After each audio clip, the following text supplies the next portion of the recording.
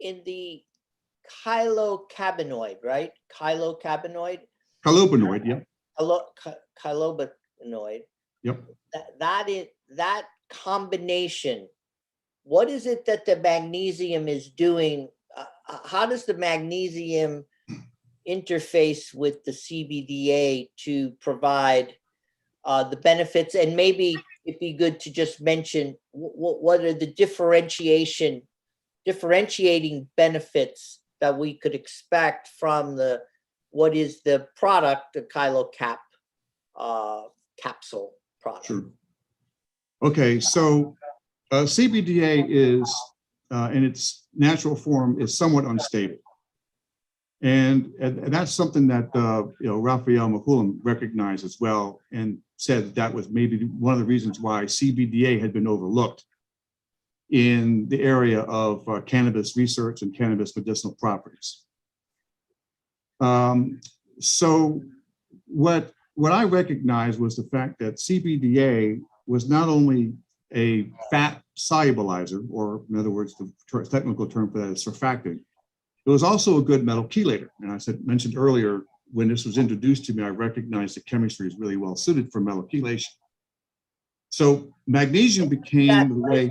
What does that mean?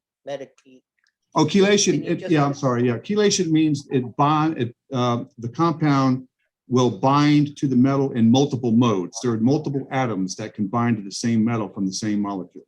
And that's what chelation does.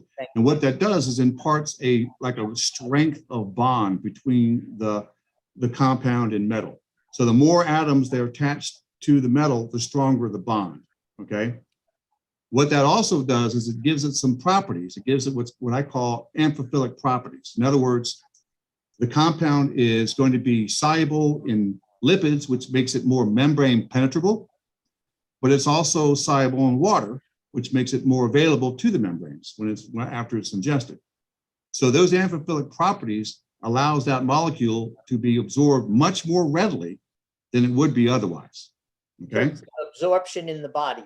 Absorption in the body. Now that's one advantage. Now I mentioned the term micellar construct in my description of what cannabinoid is. The micellar construct is important because that is a precursor to what the cells will recognize as a chylomicron, okay? And what that means is that most things, when they're absorbed into the intestinal cells, will get transported into the bloodstream through the liver, okay?